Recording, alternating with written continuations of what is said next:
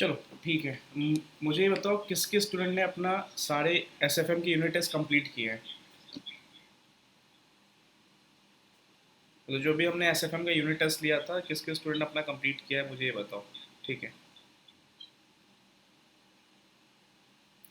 प्रियल, पलक, कृष्णा, तेजस्वी, आलमस। ठीक है। दिख रहा है मुझे कि सबने अपना यूनिट टेस्ट कंप्लीट किया है। देखो कुछ चीज़ मैं आपके साथ पहले शेयर करना चाहता हूँ फिर मैं आगे बढ़ूँगा। अ, जैसा कि इस बार जब मैंने यूनिट टेस्ट बनाया था तो बहुत सारे क्वेश्चंस मैंने ओल्ड सिलेबस के लिए थे। ओल्ड मतलब पास्ट ईयर के लिए थे।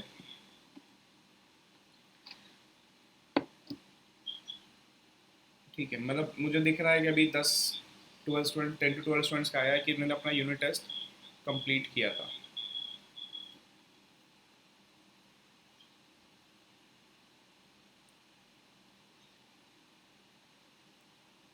ठीक है।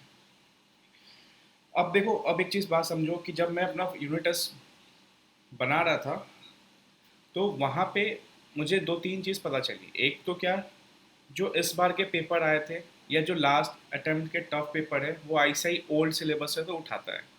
तो सर ओल्ड सिलेबस के क्वेश्चंस प्रॉपर करने हैं। देखो आपके स्टडी मैट या आपके ऑथर बुक में अच्छे क्वेश्चंस कवर है, बट वहाँ के जो पास्ट ईयर पेपर्स है ना उनको ज़रूर बनाना। अगर नहीं भी बना रहे हो तो मैं क्या करूँगा, जिन स्टूडेंट्स का यूनिट टेस्ट मिस हुआ है, ठीक है, मतलब जो भी स्टूडेंट्स का यूनिट टेस्ट नहीं हुआ है, अब वो टाइम है जहाँ पे आप कवर कर लेना। मतलब सर अभी बेसिकली हम अपना सेकेंड रिवीजन पे आ चुके हैं। जो हमने पहले एसएफएम जो हमने स्टार्ट किया था जिस चीज़ से, उसको सर एक सिंपल सी बात बताता हूँ। मेमोरी ऐसे ही हमारी स्ट्रांग होगी, रिटेंशन ऐसे ही हमारा स्ट्रांग होगा। अब जो सबसे पहले पढ़ा था ना उसको टाइम अभी करने का। और एक इसलिए मैं बोलता हूँ दो पेपर से स्टार्ट भी करना चाहिए कि वो जो ट्रांजिशन टाइम होता है ना वो बड़ा नहीं होता। अगर आप एक पेपर पढ़ोगे तो 15 दिन, फिर 15 दिन, फिर 15 दिन, तो जो सबसे पहला पढ़ा हुआ है ना वो काफ़ी दिन हो जाएगा। मतलब आई थिंक आफ्टर 60 डेज मान लो कि पहला चैप्टर पढ़ा हुआ काफ़ी बड़ा लॉन्ग पीरियड हो जाएगा, काफ़ी टाइम भी लग जाएगा। ठीक है। बट अभी वो टाइम है जहाँ पे हमने धीरे धीरे करके स्टार्ट किया था। 5 जुलाई को हमने आई थिंक रिजल्ट आया था, उसके बाद 4 दिन के अंदर स्टार्ट किया था, जो कि हमने एसएफएम को अपना 5 अगस्त तक कंप्लीट किया था। तो अब देखो, अब एसएफएम उठाना है ना थोड़ा सा सही रहेगा, क्योंकि एक महीना में आप ज़्यादा मिस नहीं करो दिमाग से, आप वापस से चीज़ों को है ना रिकॉल कर लोगे। लेकिन थोड़ा सा सीरियसनेस के साथ आपको आपको यहाँ पे टाइम देना पड़ेगा, थोड़ा सा फेथ करके आपको यहाँ से रिवीजन करना पड़ेगा। अब देखो, जिन स्टूडेंट का यूनिट टेस्ट मिस हुआ है, मेरे से उनका रिक्वेस्ट है, ठीक है, एक तो मैंने टेस्ट नहीं लिया था आपका फॉरेक्स वाला, वो भी मैं आपके ग्रुप में डालूंगा। मतलब बेसिकली मैं एसएफएम के सारे यूनिट टेस्ट डाल दूंगा। अब देखो करना क्या है, जिनका टेस्ट हो गया वो प्लीज टेस्ट को रखो। देखो टेस्ट का मतलब ये नहीं कि वो पेपर आया और आपने उसको कहीं और सेव कर दिया, नहीं। आपको टेस्ट वाले क्वेश्चंस भी देखने हैं। वो बेसिकली ओल्ड वाले पेपर से मैंने निकाला था, एंड काफी अच्छे क्वेश्चन। देख, बॉन्ड रिफंडिंग क्वेश्चन मैंने पूछा था, आईसीआई में भी चांसेस है उसको टेस्ट करेगा इस बार। बॉन्ड रिफंडिंग इस बार आपके एग्जाम के लिए बहुत इंपॉर्टेंट है। एंड और भी क्वेश्चन थे इस बार, जैसे एग्जाम में बॉन्ड का क्वेश्चन आया था, मैंने एक क्वेश्चन बॉन्ड का पूछा था, लिंक कर रहा था सेम क्वेश्चन, मतलब लगभग लगभग वही क्वेश्चन आईसीआई ने इस बार एग्जाम में आपके पूछा था। ठीक है। तो ओल्ड सिलेबस का थोड़ा थोड़ा जो क्वेश्चन मैंने इंपॉर्टेंट इंपॉर्टेंट निकाल के आपके टेस्ट में पूछा है उसको एक ओवरलुक करते जाना। ठीक है। एंड जिनका टेस्ट हो चुका है वो ठीक है, एक बार रिवाइज कर लेंगे कि यही है। सर देखो फायदा क्या होगा, अगर आप मान लो अभी 7 डेज रिवाइज कर रहे हो चीज़ों को, तो एक बार क्या करोगे ना, आफ्टर 7 डेज जिस दिन एग्जाम रहेगा उस दिन आप चीज़ों को ना देख लोगे टेस्ट को, अच्छा ये क्वेश्चन थे, ये क्वेश्चन थे, ये क्वेश्चन थे।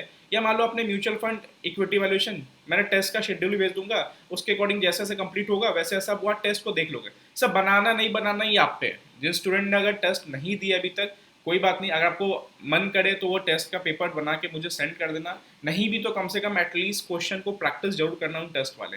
अब देखो सर 7 डेज की बात करते हैं यहाँ पे। अब आपने फर्स्ट रिवीजन किया होगा जिसमें हमने टारगेट वाइज गए थे, बहुत अच्छे से गए थे। आई थिंक हमने 20 डेज दिया था, 22 डेज दिया था विथ ब्रेक। तो जहाँ पे हमने चीज़ों को आराम आराम से कवर किया, हर 2-3 चैप्टर के बाद हमने टेस्ट लेते गए। तो इससे ना एक मोमेंटम बोल लो या ग्रिप बन लो, वो बन चुका था। अब बात है कि उस पर साइन करने का, मतलब सर साइन मतलब अब चीज़ों को ना रिटेन करने का दिमाग में, कि फिट हो जाए कि ये कॉन्सेप्ट है, ये हमारा बनाने का टेक्निक है, अब हम यहाँ पे नहीं गिरेंगे। तो अब सर यहाँ पे ना आपको अब एक चीज़ और याद रखना, स्टूडेंट की गलती भी क्या होती है, अब वापस से सेकंड रिवीजन को है ना वो फर्स्ट रिवीजन जैसा करने लग जाते हैं। मतलब सर वो 15 दिन 20 दिन लगाए फिर वापस से 15-20 दिन लगाए, नहीं भाई। आपको कम से कम अपना टाइम को कम करना पड़ेगा। टाइम कम करने का ये मतलब नहीं है कि आप जबरदस्ती कम कर रहे हो, नहीं। आप खुद जब क्वेश्चंस बनाओगे ना तो आपको ग्रिप होगा कुछ क्वेश्चंस पर, ये क्वेश्चन तो मैं बनाए, ठीक है, फर्स्ट रिवीजन में आपको सॉल्व करना था, आपने कर लिया। बट सेकंड रिवीजन में थोड़ा सा फेथ रखो कि आपने फर्स्ट रिवीजन अच्छे से किया है, तो सारे क्वेश्चंस लिख के जरूरत नहीं है, थोड़ा सा आपको टाइम देखना पड़ेगा कि मेरा ज़्यादा टाइम न लग पाए, क्योंकि अगर आप 7 डेज में ये चीज़ नहीं कर पाए ना, फिर वो 1.5 दिन तक पहुंचने में दिक्कत हो जाएगा। क्योंकि अभी हमारा जो सेकंड रिवीजन है वो बेसिकली 7 to 8 डेज का मैंने बना रखा है। जिनका पहले हो जाए वो बता सकता है, बट अदरवाइज टाइम पे रहो थोड़ा सा। एंड सर दूसरी चीज़ समझो, मैंने यहाँ पे ना आप समझ सकते हो, मैंने 5 to 8 आवर के बीच का एक रूटीन बनाया है एसएफएम का। तो सर उसके एक्स्ट्रा ही बचेंगे, देखो बचने चाहिए। अगर मैं बोलूँ किसी किसी दिन मैंने 6 से 7 घंटे लिखे हैं, एक्स्ट्रा बचने चाहिए। एंड एक्स्ट्रा आपको किस पे टाइम देना है, आपको अपना लॉ पेपर पे टाइम देना है, क्योंकि इसके बाद हमारा लॉ पेपर स्टार्ट होने वाला है। हो सके तो इसके साथ साथ आप आईबीसी पढ़ लो, जो वहाँ पे हमने यूनिट टेस्ट के समय थोड़ा कम टाइम दिया था। सेबी पढ़ लो, ठीक है, मिसलेनियस पढ़ लो, ठीक है। तो ये इन चैप्टर्स को थोड़ा थोड़ा करके रिवाइज करना सही, ये मैंने आप पे छोड़ दिया हुआ है, क्योंकि मैं उसका भी रूटीन बनाऊंगा तो प्रॉपर वे चलेंगे। बट एसएफएम से फुल्ली एसएफएम मत पढ़ने बैठ जाना, एटलीस्ट 2-2.5 घंटे आप थोड़ा सा थ्योरी को भी देना, ठीक है।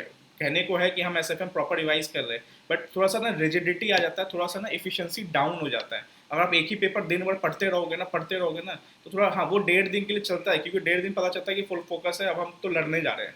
बट अभी टाइम है 7-8 दिन है, तो थोड़ा थोड़ा ना 2 घंटे अपने लॉ को देते रहना, कि जिससे जब लॉ चालू हो ना तो दिक्कत ना हो, हमारा रिदम बना रहे। अब देखो सर, शेड्यूल थोड़ा मैं आपके साथ डिस्कस करता हूँ। मैं चारों टेस्ट डाल दूंगा, प्लीज मैं रिक्वेस्ट कर रहा हूँ उन 4 टेस्ट पेपर को जरूर से जरूर देखना। विथ आंसर मैं डालूंगा, क्वेश्चन पहले सॉल्व करना, देन आंसर देखना। चांसेस है वहाँ टेस्ट पेपर वाले में से ही आपको 2-3 क्वेश्चन फंसेंगे। एंड एलडीआर तो आप सबके पास है ही है। इस बार देखो वर्स्ट केस में भी एलडीआर से 40 नंबर आता है, वर्स्ट केस बोल रहा हूँ मैं, ठीक है। एंड अच्छे केस में तो मैंने नवंबर 22 का पेपर में 68 मार्क्स तो डायरेक्ट मैच करवाया था।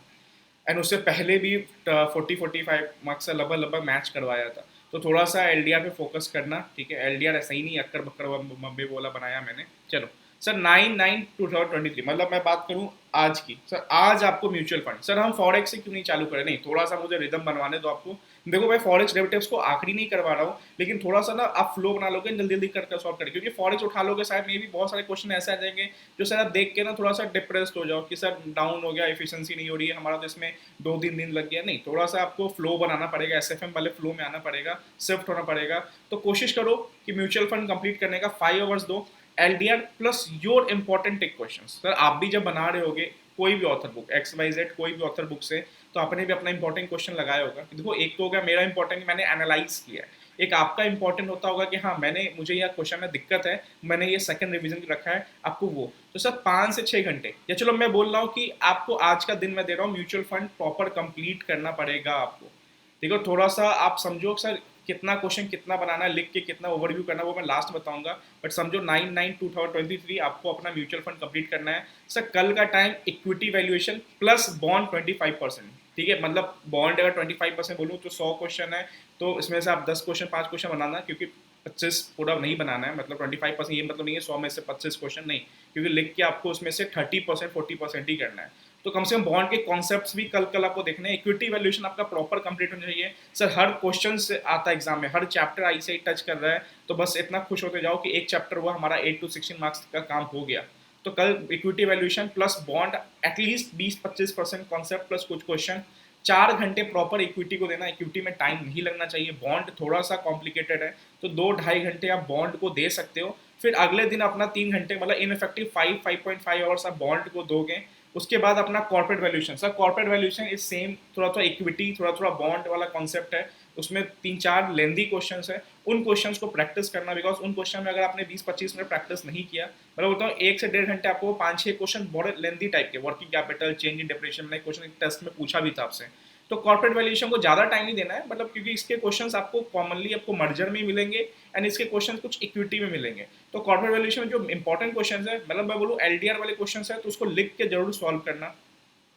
फिर आता है 12-9-23, sir derivatives 6 to 7 hours complete time देना। सर 8 to 16 मार्क्स का आपको एग्जाम में डेरिवेटिव्स देखने को मिलेगा। फिर आते हैं हम 13 को फॉरेक्स, डेरिवेटिव फॉरेक्स साथ में निपटाना है, क्योंकि हमने थोड़ा सा उसको लास्ट में किया था पिछले बार। तो फॉरेक्स डेरिवेटिव्स आपका 12 और 13, क्योंकि हमने स्मॉल टॉपिक से स्टार्ट कर लिया, अब बिग टॉपिक्स की बारी है, क्योंकि इसको आखिरी में भी नहीं रखेंगे हम, ठीक है। अभी जो सेकंड रिवीजन है इसको आखिरी में नहीं रख रहे हैं, हाँ जब 1.5 डेज का रिवीजन करेंगे तो इसको आखिरी में रखेंगे। सर 6 से 7 घंटे आपको देने हैं। टाइम मैं इसलिए लिख रहा हूँ कि आपको थोड़ा सा आइडिया होना चाहिए कि अगर वो 1.5 घंटे, मतलब 1.5 दिन में पहुंचना है, तो आपको कितने आवर्स में इसको कंप्लीट करना पड़ेगा। अगर आपने इनमें कंप्लीट कर दिया, हाँ विद सेटिस्फेक्शन कि हाँ मुझे मिल गया, कि हाँ मैं एक सेटिस्फेक्शन लेवल पे आ चुका हूँ कि मैं अब समझ गया हूँ चीज़ों, कॉन्सेप्ट समझ गया, क्वेश्चन समझ गया हूँ, तब अगर उससे तो वो ±1 और 2 आवर चलता है, ऐसा नहीं बोल रहा हूँ रिजिड हो जाओ कि 6 से 7 घंटे तो 6 से 7 घंटे ही करने हैं, नहीं, आप अपना ±1 चल सकते हो, बट डे वाइज है तो कोशिश करना कि मैं फॉरेक्स कंप्लीट करके ही सोऊंगा। अगर लॉ नहीं भी हो पाया तो ये तो मेन आपका होना चाहिए सर, मेन आपका इम्फेसिस मतलब टारगेट होना चाहिए आपका SFM। लॉ तो मैंने बोला है कि थोड़ा थोड़ा करना, बट अगर ये अगर नहीं हो पाया तब तो भाई दिक्कत है, ये आपको करके सोना। हाँ, ये आप मान लो अपने कॉर्पोरेट टाइम से पहले कर दिया, देन अपना लॉ पढ़ना, अदरवाइज ये आपका प्रायोरिटी होना चाहिए। सर 14 को मर्जर प्लस IFM, मर्जर में 4.5 आवर्स मतलब 4.5 घंटे आपको मर्जर देना है, देन आपको 2.5 घंटे IFM देना है। IFM में बेसिकली 5 से 6 क्वेश्चन ही आते हैं एग्जाम में, जो आपके स्टडी मैट के टेस्ट नॉलेज क्वेश्चन है, एंड आपका इलेस्ट्रेशन का GDR वाला है। सर स्टूडेंट्स पूछते हैं एक बड़ा वाला क्वेश्चन है वो, तो उसमें एक क्वेश्चन मैंने LDR में डाला, उसको देखना ICAI ने एक बार मॉक टेस्ट में डाला था 8 से 10 नंबर का, तो क्योंकि 10 नंबर का पेपर अभी देखने को मिला है तो हो सकता है वो 10 मार्क्स का आएगा। एक मैंने LDR में डाला है, ठीक है, पहला क्वेश्चन या दूसरा क्वेश्चन है, उसको जरूर देखना बड़े वाले में। अदरवाइज इतना बड़ा नहीं जाना है, क्योंकि वो पहले आता था 12-14 नंबर का, अब ICAI का बेंचमार्क थोड़ा 8-8-4 वाला है, या 10-6-4 समझ लो इस तरीके का, क्योंकि 10-6-4 एक ही क्वेश्चन मेरे को बहुत दिन बाद दिखा है, ठीक है। देन 15 को पोर्टफोलियो, कंप्लीट टाइम दो पोर्टफोलियो को। कुछ ऑथर क्या कर रहे हैं, म्यूचुअल फंड के क्वेश्चन जो लिंक विद पोर्टफोलियो उसको पोर्टफोलियो डाल रहे हैं। तो सर एक मेरा रिक्वेस्ट है ना, एक रिक्वेस्ट है कि एक म्यूचुअल फंड का क्वेश्चन है ना, उसको स्टडी मैथ्स ओवरव्यू करना, क्योंकि उसमें कुछ बीटा वाला क्वेश्चन, कुछ शार्प टेनर रेशियो क्वेश्चन अपने आपके टीचर ने पोर्टफोलियो में डाल रखा है। तो या तो आप पोर्टफोलियो बहुत अच्छे से, मतलब देखो अच्छे से मतलब कि क्वेश्चंस को सारे ओवरलुक करना कि हाँ ये क्वेश्चन मेरे मिस नहीं होने चाहिए, ठीक है। तो कंप्लीट 15 को पोर्टफोलियो टाइम देना है। 16 को आपका मेनली एक चैप्टर छोटा सा IRM करके, देन थ्योरी। सर इस दिन हमारे थ्योरी का प्रॉपर डिस्कशन होगा, जो LDR के कितने क्वेश्चंस है उसको डिस्कस करेंगे हम, 4 to 5 hours non stop discuss करेंगे, क्योंकि मैंने फर्स्ट रिवीजन में इसलिए थ्योरी डिस्कशन नहीं लिया था, क्योंकि देखो थ्योरी डिस्कशन आपने पढ़ लिया हो तो ठीक है, नहीं तो second revision and third revision में थ्योरी काफ़ी है, क्योंकि थ्योरी ना मतलब लंबे टाइम तक रिटेन नहीं हो पाती, बट एक बार आपको पढ़ लेना चाहिए था। अगर पहला डिवीजन नहीं पढ़े हो तो कोई बात नहीं, यहाँ पे 4 to 5 आवर्स देंगे, जिसमें स्टार्टअप को 1.5 घंटे, सिक्योराइजेशन को अपना टाइम देके, and risk management financial policy देख के इसको फिनिश करेंगे। स्पेशली मेरा फोकस रहेगा, स्टार्टअप से 8 मार्क्स की थ्योरी आती है, सिक्योराइजेशन से 4 मार्क्स की थ्योरी आती है, रिस्क मैनेजमेंट फाइनेंशियल पॉलिसी से 4 मार्क्स की थ्योरी आ जाती है कोई भी एक, प्लस IRM एक आपको प्रैक्टिकल चैप्टर है, जो कि आपको उसमें देना है 3 to 4 आवर्स IRM देना है, तो टोटल आपको 7 आवर्स निकलेगा, 7 to 8 आवर्स 16 को। सर 17 को क्या गलती होती है पता है टेस्ट से पहले, कि हमको लगता है कि हमने पढ़ लिया अब हम टेस्ट देने 2 बजे बैठ जाएंगे आराम से, नहीं, एटलीस्ट टेस्ट से पहले या तो आपको कुछ क्वेश्चंस मतलब म्यूचुअल फंड्स के कॉन्सेप्ट मतलब 20 से 30 मिनट है ना, चैप्टर को रिवाइज जरूर करना, क्योंकि ग्रिप बन जाएगा। क्योंकि दिक्कत क्या होता है ना, एक स्टूडेंट को मैंने क्या किया था, SCMP टेस्ट के लिए बुलाया था, तो SCMP टेस्ट में वो आ तो गया, तो उसने 67 स्कोर भी किए, फिर बोला सर ये मेरे कॉन्फिडेंस वाले स्कोर नहीं लग रहे, आप मुझे फिर से एक बार SCMP टेस्ट लो।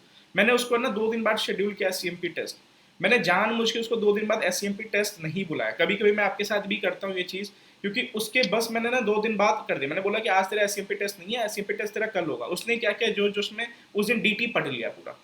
अब टेस्ट से पहले ना वो जो पेपर देने आया ना, उसका हाथ नहीं चला, उसका पेन नहीं चला, कि सर वो बोल रहा है सर मुझे समझ ही नहीं आ रहा मैं कहाँ फंस रहा हूँ, कि टेस्ट से पहले एटलीस्ट या एग्जाम से पहले एटलीस्ट जितना भी पढ़ा है ना, उसको थोड़ा सा क्विक वे में ओवरलुक करना या ओवरव्यू करना, ठीक है, कि कम से कम कमांड पे आ जाए। देखो पढ़ लेना, दिमाग में थोड़ा सा ना आपको मेमोरी को शार्प करना पड़ेगा, कि हाँ मैं 2 बजे टेस्ट है, मैं सुबह 9 बजे उठ गया, मैंने आधे आधे घंटे 20-20 मिनट में मैंने क्या क्या चीज़ों को जल्दी जल्दी जल्दी क्या क्या देख लिया।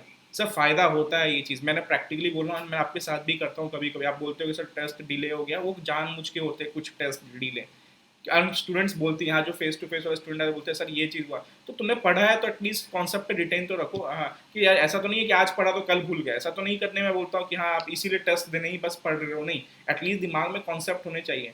मैं भी कल एक स्टूडेंट के साथ ट्रांसफर प्राइसिंग एक क्वेश्चन बना रहा था, सॉल्व कर रहा था, तो मैंने आंसर भी नहीं देखा, मैंने कॉन्सेप्चुअली सॉल्व किया था। थोड़ा सा फाइनल लेवल पे ना कॉन्सेप्ट पे टिका रहना चाहिए, तो आप आने वाले साल में 2-3 साल बाद भी क्वेश्चन कोई भी उठाओगे आप सॉल्व कर लोगे, बट चीज़ों को रटा रटा पढ़ोगे फिर तो दिक्कत हो जाएगा।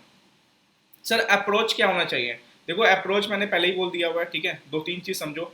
एम फॉर एटलीस्ट 40-50% क्वेश्चन जो आप लिख के सॉल्व करोगे, मतलब 40-50% क्वेश्चन लिख के, मतलब क्या होता है, अब एक स्टूडेंट क्या होता है प्रॉपर रूलर लेके लाइन लगा रहा है, प्रॉपर टाइम दे रहा है, नहीं यार, practice like you never won and perform like you never loss, मतलब प्रैक्टिस ऐसे करो कभी जीते ही नहीं हो।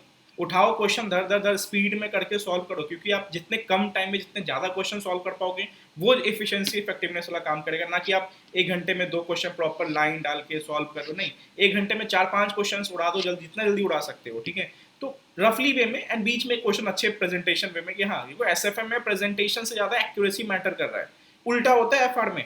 तो थोड़ा सा आपको प्रैक्टिस स्पीड में करना है सर। समझ लो वार्ड पे जाने वाले हो 17 तारीख को, क्योंकि इस टेस्ट में आपको 100 नंबर के टेस्ट में अगर आपने एग्जामेशन निकाल लिया ना, मैं गारंटी बोल सकता हूँ कि आप उसके आसपास रहोगे। ठीक है, गारंटी बोल सकता हूँ उसके आसपास रहोगे। इन एक बहुत टफ पेपर ना बना दे आई से, ठीक है, फिर भी आप कॉन्सेप्ट पे रहोगे और अपने क्वेश्चन देखे देखे एटलीस्ट किए होगे तो पासिंग मार्क्स तो आपके आराम से आ जाएंगे। ठीक है, तो सर देखो 40-50% क्वेश्चन आपको लिख के सॉल्व करना है। अप्रोच क्या है, आपके important question plus LDR. Sir LDR को कोई इग्नोर नहीं करेगा, मेरा स्पेशल रिक्वेस्ट है, स्पेशली इन ग्रुप 1 स्टूडेंट्स, ठीक है, ग्रुप 1 के जो स्टूडेंट्स हैं, एलडीआर को प्लीज इग्नोर मत करना। लास्ट 2-3 अटेम्प्ट से मैं बता रहा हूँ, एलडीआर ही गेम चेंजर है। ठीक है, अभी मैं कुछ इंटरव्यूज लूंगा स्टूडेंट्स के साथ जो एलडीआर मेंटरशिप में थे, एंड एलडीआर मतलब बहुत इंपॉर्टेंट रोल है। सिंपल मैं बताऊं ग्रुप 1 का, हाँ ग्रुप 2 में थोड़ा सा मैं बोल सकता हूँ कि ऊपर नीचे रह सकता है, क्योंकि ग्रुप 2 में कॉन्सेप्ट्स ज़्यादा है, बट ग्रुप 1 में आपका अप्रोच करना चाहिए। अगर आपने 15-20 क्वेश्चन टिक लगाए कि हाँ ये टफ वाले हैं, मुझे समझने में दिक्कत होते हैं, तो पहले वो सॉल्व कर लो, फिर अपना एक बार एलडीआर को ओवरलुक कर लो, क्योंकि हो सकता है आपके वही क्वेश्चन एलडीआर में कॉमन मिलेंगे, तो वो हटा दो, जो नया आएगा उसको सॉल्व करते चलना। बट स्पीड में सर, सारा काम स्पीड में, मतलब अगर बैठे होना एफिशिएंसी के साथ 5-6 घंटे, तो 5-6 घंटे में कंप्लीट करके उठना, क्योंकि आपको एग्जाम से पहले यही हाफ हो जाएंगे। मतलब जो आप टाइम देख रहे हो ना, ये मैंने 6 to 7 लिखा है, ये प्रॉपर हाफ हो जाएगा आपका 1.5 दिन के लिए। हाफ से भी समझ लो कम ही हो जाएगा। अभी तो मैंने सिर्फ लॉ को थोड़ा सा बीच में डाला है, इसलिए मैंने यहाँ पे 10-12 घंटे नहीं लिखे हैं, क्योंकि आप थोड़ा सा लॉ को भी टाइम दे सकते हो। ठीक है, ठीक है, प्रैक्टिस, जितने इंपॉर्टेंट क्वेश्चन है सब आपको प्रैक्टिस करना है। 17 तारीख को रेडी रहना sir. 6 to 8 hour daily basis पे आपको यहाँ पे देना है। 100 मार्क्स का टेस्ट होगा, पूरा वही एग्जाम पैटर्न पे कि 1 क्वेश्चन, फर्स्ट क्वेश्चन कंपलसरी होगा and rest of the question में 5 अटेम्प्ट करना है। उसमें मुझे 2-3 चीज़ चेक करना है कि selection, right selection of question. Again जब आप 100 मार्क्स का पेपर जाओगे, उससे पहले मैं एक डिस्कशन लूंगा, एक मैं वॉइस क्लिप डालूंगा कि इंपॉर्टेंट कहाँ कहाँ दिखना है, कि 100 नंबर का जो क्वेश्चन का सिलेक्शन होता है वो इंपॉर्टेंट है। वो चीज़ भूल जाओगे, सब 6 क्वेश्चन अटेम्प्ट कर देंगे, जिसमें बेस्ट होगा वो मिलेगा नहीं। स्टार्टिंग के आपको जो 5 क्वेश्चन होंगे कंपलसरी छोड़ के, उनको इवेल्युएट किया जाएगा। तो ये छोटी छोटी चीज़ों को ध्यान रखना। सर देखो यहाँ पे क्या होता है ना, अगर मिस्टेक हो ना तो काट दो उसको, आप वापस से सॉल्व करो। आपको लगता है कि इस क्वेश्चन में 8 में 8 स्कोर कर सकते हो, कभी ये मत सोचो अरे कितना ही कट जाएगा, सर वहाँ पे तो आपको 0 दे देगा या 1 मार्क दे देगा। इसलिए मैं बोलता हूँ, मेरे साथ भी हुआ था एग्जाम में, मैं जब प्रॉपर सॉल्व कर रहा था तो मैंने ये नहीं चेक किया कि ये पोर्टफोलियो का पूछा था, मैंने सोचा कि ये इंडिविजुअली मतलब शेयर्स का पूछा। जब मैंने लास्ट पूछा कि पोर्टफोलियो का रिस्क बताइए, फिर मैंने वापस से काटा, फिर मैंने सॉल्व किया।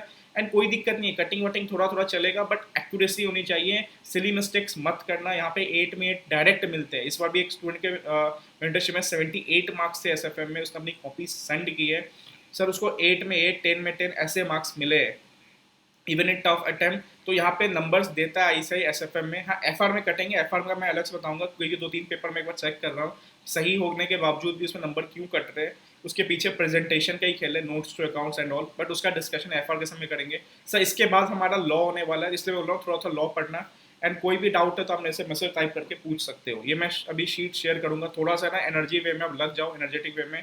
Unit test plus answer plus मैं ये शीट शेयर करूंगा। हाँ मैं उसकी कॉपी सेंड कर दूंगा आपको, ठीक है, मैं उसकी कॉपी मैं ग्रुप में सेंड कर दूंगा।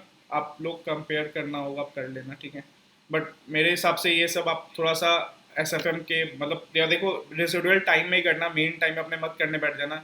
पर चला ये ना हो कि अपना मेन टाइम आप वेस्ट कर रहे हो, क्योंकि जो होना तो वो हो चुका। हाँ ऐसे मैं आपके शीट शेयर कर दूंगा उसकी, ठीक है। और कोई क्वेश्चन है? अब टाइप कर लो, और कोई क्वेश्चन है? मैं ये शीट शेयर कर रहा हूँ आपके साथ, एंड जितने टेस्ट है सब मैं 17 को एक्सपेक्ट कर रहा हूँ कि आपका रेडी होना चाहिए, एंड रेडी होना भी चाहिए। सर बहुत हो गया, यूनिट टेस्ट मिस हो गया, कोई दिक्कत नहीं है, बट अगर यहाँ पे मिस किया ना, तो देखो वही चीज़ है कि दूसरा आपको कितना प्रेशर देके पढ़ा सकता है। तो आप खुद से नहीं पढ़ोगे, खुद से नहीं आओगे, जो चीज़ हुआ जो हुआ हटाओ उसको। बट जो यहाँ से सुधर सकता है, एटलीस्ट हम 2 टेस्ट तो प्रॉपर वे में जाए, एंड एक बार 1.5 दिन का रिवीजन, एंड मैं लास्ट डे तक रहूंगा आपके साथ। 25th के बाद तो हम प्रॉपर वे में रहेंगे, जहाँ पे प्लान एंड नोट सब शेयर होगा। अभी तो मैं कुछ और important like tax audit case बना रहा हूँ, ठीक है।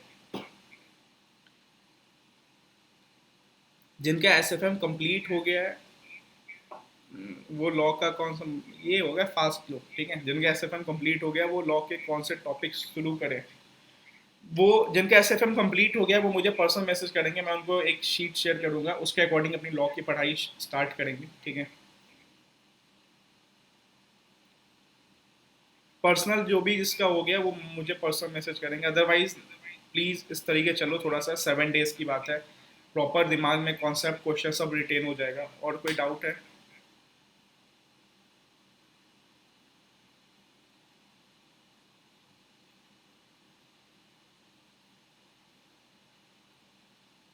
थोड़ा सा सर ऑडिट ऐसे को इनकॉर्पोरेट कर ले सर ऑडिट के ऐसे।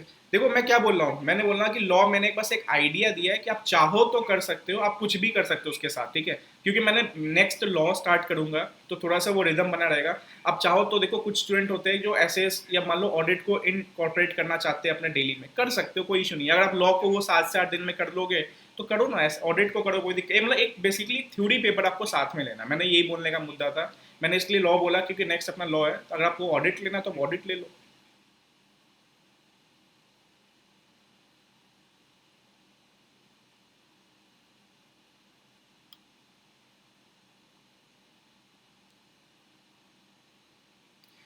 पुराना टेस्ट नहीं दिए थे मैंने बोला, तो मैंने ग्रुप में आपको चारों टेस्ट पेपर अभी अपलोड कर दूंगा। जैसे जैसे आपका मान लो रिवीजन के साथ कंप्लीट हो जाए तो उन टेस्ट को भी लगा के मुझे सेंड कर देना। अगर किसी को जिनका टेस्ट नहीं हुआ है, जिन्होंने टेस्ट नहीं दिया है, वो चारों पेपर में 3 पेपर जो टेस्ट हुआ था वो तीनों मैं शेयर कर दूंगा। एंड आप उसको सेंड करके मतलब पीडीएफ फॉर्म में मुझे सेंड कर सकते हो, मैं उसको एवेल्यूएट कर लूंगा। देखो आरटीपी एमटीपी में एक चीज बताता हूँ, ठीक है। आरटीपी एमटीपी में बहुत सारे क्वेश्चंस जो है आपके मतलब ऑथर के बुक में कवर है, बट अगर कुछ रेफर करना है ना तो एक बार पास्ट के जरूर रेफर करना। मेरा पर्सनल एक्सपीरियंस है कि पास्ट के पेपर कभी कभी क्या होता है ना, ऑथर से भी मिस हो जाता है। मतलब एससीएमपी मैंने ये बहुत देखा है, एंड एसएफएम में देखता हूँ सब पास्ट है। मतलब अगर मैं बोलूँ तो एक अटेम्प्ट में आपके लिए स्पेशली बोल रहा हूँ, थोड़ा सा मुझे पर्सन एनालाइज करने के बाद समझ आ रहा है कि एक अटेम्प्ट आप लिख के रख लो थोड़ा सा।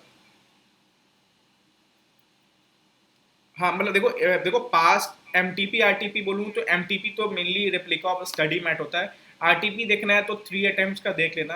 बट एक पास्ट मैं बोलता हूँ पास्ट ईयर को जरूर ओवरव्यू करना, जो पास्ट ईयर पेपर्स आते हैं उनमें एक पास्ट ईयर बोलूंगा जनवरी 2021 जो कोविड वाला अटेम्प्ट आया था ना, उस पास्ट ईयर पेपर को जरूर अच्छे से देखना, ठीक है। मतलब आईसीआई नवंबर 2020 को अगर लेके पकड़ा हुआ होगा आपको, जैसे नवंबर 2020 के पेपर में, मई 23 के पेपर में, नवंबर 2020 से 3 क्वेश्चन थे। तो जनवरी 21 भी कोविड वाला अटेम्प्ट भी उसी टाइप का था। तो अगर आईसीआई ने वहां से क्वेश्चंस पिक किए तो आपके नवंबर 23 में आ सकता है। तो जनवरी 21 का पेपर जरूर अच्छे से देखना आप। हाँ देखो नवंबर 20 थोड़ा सा टिपिकल अटेम्प्ट था, तो उसी से 2-3 क्वेश्चन तो आईसीआई ने डिट्टो पूछ दिया। लोग बोलते हैं आरटीपी के थे, नहीं वो नवंबर 20 वाले पेपर में ही आए थे question. Mutual fund reverse calculation, fix floating, war and all, ठीक है। लेकिन जनवरी 21 कोविड अटेम्प्ट इंपॉर्टेंट है, उसको जरूर देखना। और कोई डाउट? एक स्टूडेंट का था पास पेपर रेफर करे, मैंने बता दिया है। नवंबर 23 आरटीपी इंपॉर्टेंट है यार, लेटेस्ट आरटीपी तो इंपॉर्टेंट है, प्रैक्टिस करके जाओ उसको, ठीक है। लेटेस्ट तो कुछ भी है, इसको इंपॉर्टेंट है। देखो आना नहीं आना बात की बात है, एटलीस्ट आप खुद पे तो चेक करो कि मुझे कितना कॉन्सेप्ट रिटेन हुआ है। इट जस्ट लाइक आपको प्रैक्टिस करने दिया, वो नाम ही है आपको कि प्रैक्टिस करके जाओ उन चीज़ों को। तो नवंबर 23 के आरटीपी को जरूर देखो, उसमें ऐसे ही देखो थोड़ा सा हिंट देता है कि वो किस किस टॉपिक के आसपास है, तो आपको भी सॉल्व करते हुए पता चलेगा अच्छा इन टॉपिक को तो ध्यान रखना है, या इसके आसपास जो टॉपिक्स आते हैं उनको ध्यान रखना है। नवंबर 23 का आरटीपी तो जरूर देख के जाओ। Second revision basically 7 to 8 days का है, तो अपना अगर हम 7-7 दिन लेके चले तो 10 अक्टूबर तक अपना फिनिश कर रखेंगे इस चीज़ को। देन अपना हम फिर 1.5 दिन वाला रिवीजन पैटर्न पे आएंगे, जो 18 तक अपना मतलब 1.5 दिन बोलो उसको, मैं 2 दिन लेता हूँ, ठीक है। 1.5 दिन तो अपना आईसीआई वाला होगा, 2-2 दिन में हम उसको एक एक टेस्ट करके फिनिश करेंगे। हाँ देखो थ्योरी इंपॉर्टेंट, देखो मैं बोलता हूँ कि देखो एक चीज समझो आप, ठीक है। थोड़ा सा अब ये लास्ट टाइम में बोला था कि थ्योरी है ना, जो स्टार्टअप हो गया, सिक्योरिटाइजेशन हो गया, फाइनेंशियल पॉलिसी हो गया, रिस्क मैनेजमेंट हो गया, इनकी थ्योरी करो। अब डेरिवेटिव चैप्टर में थ्योरी करने जा रहे हो, फॉरेक्स में थ्योरी करने जा रहे हो, म्यूचुअल फंड में थ्योरी करने जा रहे हो, हाँ कुछ सिलेक्टिव निकाल के मैंने एलडीए में डाला तो उसको देख लेना। अदरवाइज इन 4 चैप्टर की थ्योरी को तो अच्छे तरीके से करो, क्योंकि देखो 16 मार्क्स तो आपके इन थ्योरी में से आएंगे। अब चाहे वो घुमा के पूछे कैसे पूछे, लेकिन आने तो 12 से 16 नंबर इन थ्योरी में से है। अब जो रेस्ट 4 मार्क्स का जो थ्योरी आएगा वो थोड़ा इन चैप्टर में आएगा। तो अपना 4 नंबर के चक्कर में 96 तो मत बर्बाद करो, क्योंकि बता कॉम्प्लिकेटेड थ्योरी है। हाँ कंसेप्चुअली दिमाग में आ गया फिर तो आप कर दोगे, लिख दोगे कुछ ना कुछ। बट अगर उसको याद करने जाओगे ना तो फिर भाई थ्योरी पढ़ने के लिए लॉ ऑडिट भी है, वहां भी पढ़ो, ध्यान दो थ्योरी में। एक बोलूंगा म्यूचुअल फंड का थोड़ा देख लेना, लाइक साइड पॉकेटिंग ये सब है, ठीक है। Otherwise main core theory chapter है उन पर फोकस करो।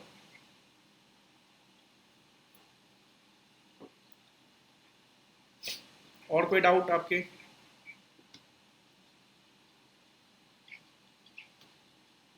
सर 105 डे के अकॉर्डिंग अच्छा 1.5 डेज के अकॉर्डिंग कितने क्वेश्चन में चाहिए? जितना आप अभी करोगे ना उसका 50%, मतलब अभी आप जितना सॉल्व कर रहे हो इसमें से ही आपको अपना इंपॉर्टेंट निकालना है। देखो आपको हर एक रिवीजन के बाद है ना क्वेश्चन को ऐसे करना है कि हाँ ये क्वेश्चन तो मेरे डन है, अब ये कॉम्प्लिकेटेड है, मतलब रिवीजन करने समय ये क्वेश्चन नहीं बना तो मार्क कर लो कि इसको थर्ड रिवीजन, जो कि अपना हम सेकंड मतलब 2 डेज वाले में जाएंगे वहां पे करेंगे। वहां पे अगर सॉल्व हो गया तो मतलब वहां पे भी कुछ क्वेश्चन नहीं सॉल्व हुआ तो फिर इसको 1.5 दिन, मतलब 1.5 दिन मैं बोलूँ तो आपको हर चैप्टर में कम से कम 8 से 10 क्वेश्चन तो आपके पास होना चाहिए। मतलब मैं 3-3 घंटे का स्लॉट बनाऊंगा तो 30 minutes for the concept revision and come से कम 8 से 12 मतलब 8 to 12 के बीच आपको क्वेश्चन तो होने चाहिए कि बेस्ट वाले कि हाँ ये क्वेश्चन मेरे से first revision, second revision, third revision में सॉल्व नहीं हुए थे, इनको मैं सॉल्व करूंगी एंड जो 20-25 मिनट मिला उसे मैं ओवरव्यू करूंगी कि हाँ ये क्वेश्चंस अगर सॉल्व हुए हुए थे, इजी वाले भी थे, तो एक बार ओवरव्यू करना होगा। स्टूडेंट से गलती क्या होती है ना, इजी वाले क्वेश्चन को ना हमेशा मिस कर देते हैं, बट एग्जाम में आता है ना समझ ही नहीं आता उनको स्टार्ट कहाँ से करना है। तो इजी वाले क्वेश्चन को बस एक बार ओवरव्यू करना, अच्छा ठीक है ये ऐसे ये ऐसे ये ऐसे डन, 2 मिनट देखा आगे बढ़ा। बट जो टफ वाले हैं जो कभी नहीं बन रहे थे first division, second division, third division, उसको आपको लास्ट 10 to 12 डेज सॉल्व करना है।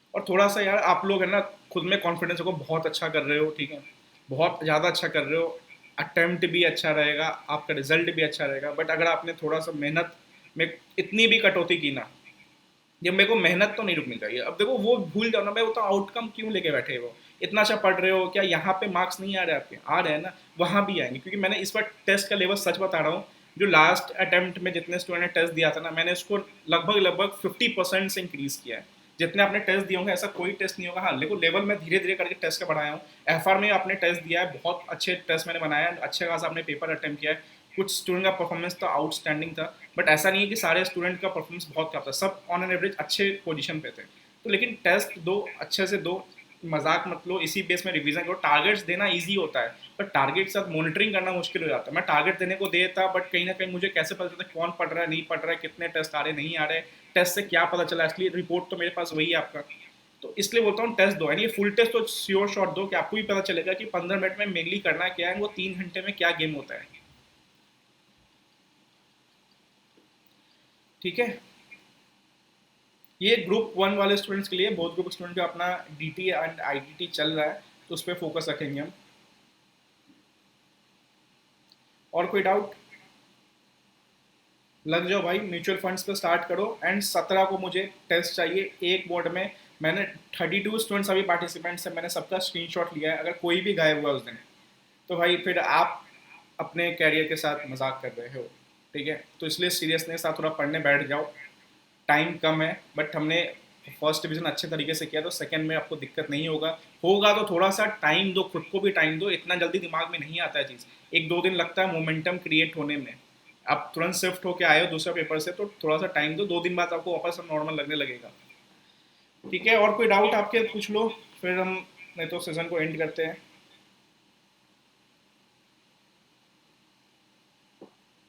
नहीं देखो यही तो दिक्कत है, मैं अगेन यही चीज़ बोल रहा हूँ कि SFM question if I start doing I keep doing one chapter since due to time management important है। क्योंकि देखो ये चीज़ क्या होता है ना, 1.5 दिन में 1.5 डेज में यही चीज़ हम अगर नहीं ठीक करेंगे ना तो हम भाई 1.5 दिन में लेके बैठ जाते हैं, अच्छा ये भी कर ले, अच्छा ये भी कर ले, अच्छा ये भी कर ले। नहीं, एटलीस्ट आपको देखना पड़ेगा कि किस क्वेश्चन को मैं ओवरव्यू करके जाऊंगा तो हो जाएगा, किन क्वेश्चन को हाथ से सॉल्व करना पड़ेगा। इसलिए बोलता हूँ 30-40% क्वेश्चन सॉल्व करो, या आप एक बेंचमार्क बना लो कि पहले मैं एलडीआर वाले जितने क्वेश्चन है सबको सॉल्व कर रहा हूँ, प्लस मैं फिर ओवरव्यू करूंगा सारे क्वेश्चंस को। अगर कुछ नया दिख रहा है तो टफ लिख रहा है तो आपको बना लेना, अदरवाइज मुझे नहीं लगता है कि उसके अलावा ज़्यादा कोई टफ आपको दिखेगा। अगर दिख रहा है तो बनाओ, नहीं तो ओवरव्यू करते चलो। एलडीआर वाले क्वेश्चन तो आपको हाथ से सॉल्व करना है, बिकॉज उसमें मैंने एक लेवल वेज करके बहुत अच्छे से क्वेश्चन पिक किए जो आईसीए के फेवरेट बने।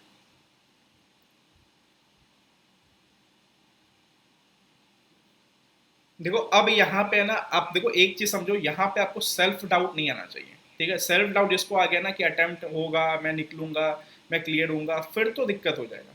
मोटिवेट करो खुद को, देखो कोई वीडियो लगा लो, कोई मोटिवेट कर देगा, मुझे नहीं लगता जब तक आप खुद को नहीं कर पाओगे। अरे आप ये सोचो ना, आप ये क्यों सोचते हो कि मैं फेल होने वाला हूँ, आप ये भी तो सोचो कि मैं पास होकर सीए बनने वाला हूँ, मतलब कभी ना कभी तो पास होना ही है ना आपको। तो इसी टर्म में फील करो ना उस चीज़ को। आप तो ये सोचते हो सर ये अटेम्प्ट निकलेगा नहीं निकलेगा क्या करूंगा, अरे ये भी सोचो कि अटेम्प्ट आएगा तभी एग्जाम बैठूंगा, एग्जाम बैठूंगा तभी रिजल्ट आएगा, रिजल्ट आएगा तभी पास दिखेगा, पास दिखेगा तभी कॉन्वेकेशन जाऊंगा, तभी मैं आगे बढ़ूंगा। ठीक है, इन सेकेंड रिविजन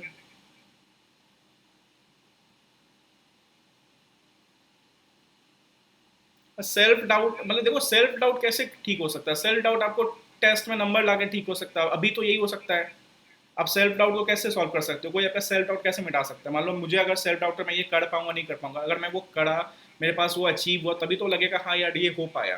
तो या देखो सेल्फ डाउट आपको एग्जाम में डायरेक्ट क्लियर होगा, या आप यहाँ पे अपना सेल्फ डाउट क्लियर करोगे, हाँ मुझे 100 मार्क्स में अगर 60-70 आना स्टार्ट हो रहा है तो मैं एक बेटर फेज पे हूँ।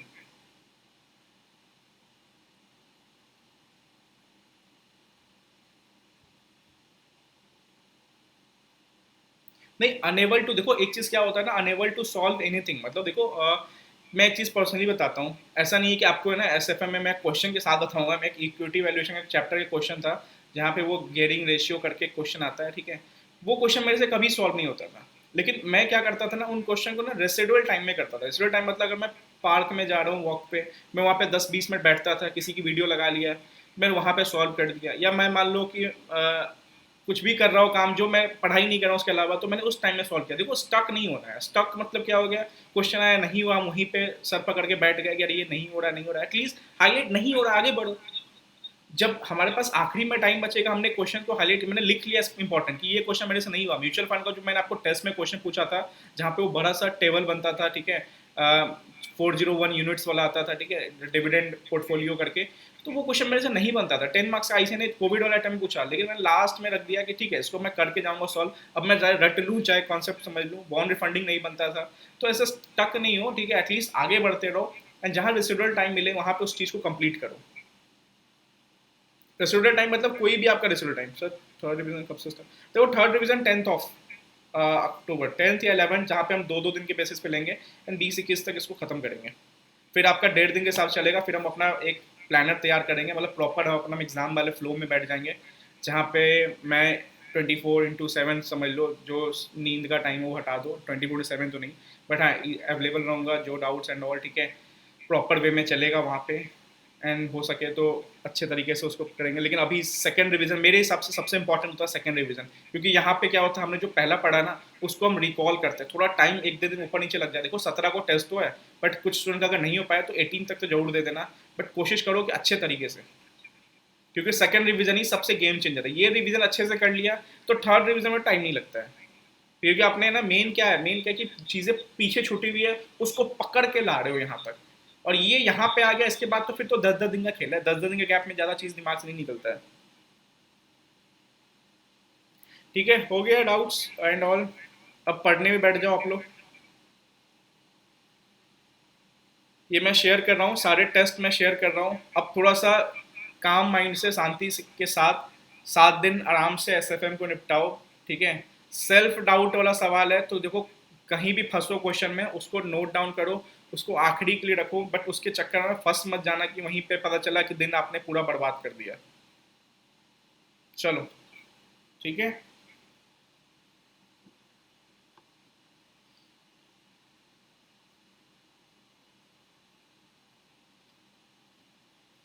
चलो ओके, मिलते हैं फिर। एक सेकंड, चलो मैं ये शेयर कर रहा हूँ आपके साथ ग्रुप में, एंड सारे टेस्ट शेयर कर रहा हूँ, तो प्लीज़ यहाँ से थोड़ा थोड़ा सा मेरे लिए ही समझ लो, कॉन्फिडेंट वे में प्रिपरेशन करना स्टार्ट कर दो। मुझे एग्जामिशन, देखो मैं एग्जामिशन की चलो उम्मीद, मैं मेरे को पास चाहिए, पासिंग मार्क्स चाहिए सेकेंड टेस्ट में, 40-50 मार्क्स तो मुझे मिनिमम चाहिए इस टेस्ट में, ठीक है।